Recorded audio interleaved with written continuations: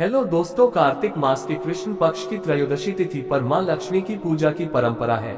इस दिन धनतेरस का पर्व मनाया जाता है।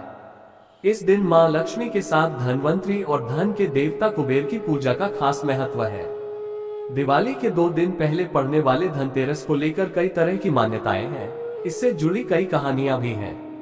एक कहानी जो इस पर्व को लेकर बेहद प्रचलित है वो मां लक्ष्मी के धरती पर वास से जुड़ी है। दोस्तों, अगर आपको इस तरह की जानकारी पसंद है तो आप हमारे चैनल को जरूर सब्सक्राइब करें और वीडियो को लाइक कर दे। तो आइए हम धनतेरस की कथा का श्रवण करते हैं। कहते हैं कि एक समय भगवान विष्णु धरती पर विचरण के लिए जा रहे थे। तभी माता लक्ष्मी भी साथ चलने के लिए कहने लगी। विष्णु जी ने कहा कि मैं जैसा कहूँगा अगर उसका पूरा पालन करने का वादा करती है तो ही मैं आपको साथ लेकर जा सकता हूँ। माता लक्ष्मी ने उनकी इस बात को स्वीकार किया और दोनों धरती पर आ गए।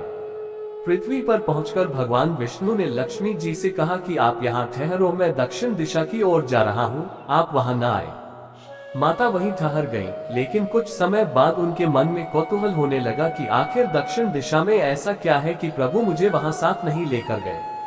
माता लक्ष्मी से रहा नहीं गया और वे भी विष्णु जी के पीछे पीछे निकल गईं। माँ को रास्ते में सरसों का खेत मिला। खेत में खूबसूरत सरसों के फूल लगे थे। माँ मोहित हो गईं और फूल तोड़कर श्रृंगार करने के बाद आगे बढ़ी। आगे गन्ने का खेत मिला। माता ने गन्ना तोड़कर खाया। तभी वहां विष्णु जी आ पहुंचे और माता लक्ष्मी को देखकर बड़े ही नाराज हुए। उन्होंने कहा कि तुमने मेरी बात न मानते हुए इस ओर आकर किसान का नुकसान कर अपराध कर डाला है। उन्होंने लक्ष्मी जी को श्राप दिया कि अब आपको किसान के घर 12 वर्षों तक रहना पड़ेगा। इसके बाद से मां लक्ष्मी गरीब किसान के घर रहने लग गई। किसान के घर रहते हुए एक दिन देवी ने किसान की पत्नी से कहा कि तुम सुबह स्नान करते देवी लक्ष्मी का पूजन करो, फिर रसोई बनाना। ऐसा करने से तुम जो मांगोगी वो मिलेगा। किसान की पत्नी ने देवी की बात मानकर ऐसा ही किया। पूजा के प्रभाव और मां की कृपा से किसान का घर धन धान्य, रत्न और आभूषणों से भर गया। माता की कृपा से किसान के 12 साल बड़े ही आनंद से कटे। 12 सालों के बाद जब माता लक्ष्मी के जाने की बेला आई तो किसान हटकर बैठा कि वे उसके घर से न जाएं। तब विष्णु भगवान ने कहा कि इन्हें कोई नहीं रोक सकता, ये चंचला है।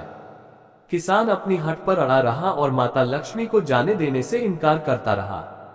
तब माता लक्ष्मी ने किसान से कहा कि अगर तुम चाहते हो कि मैं हमेशा तुम्हारे घर में वास करूं तो जैसा कहती हूं वैसा करो। कल कार्तिक की 13 तिथि है। तुम घर को लीप पोत कर साफ सुथरा करके शाम के वक्त घी का दीपक जलाकर मेरी पूजा करना। एक तांबे के कलश में रुपए भर कर रखना, मैं उस कलश में निवास करूंगी। इस एक दिन की पूजा से पूरे साल भर मैं तुम्हारे घर से नहीं जाऊंगी।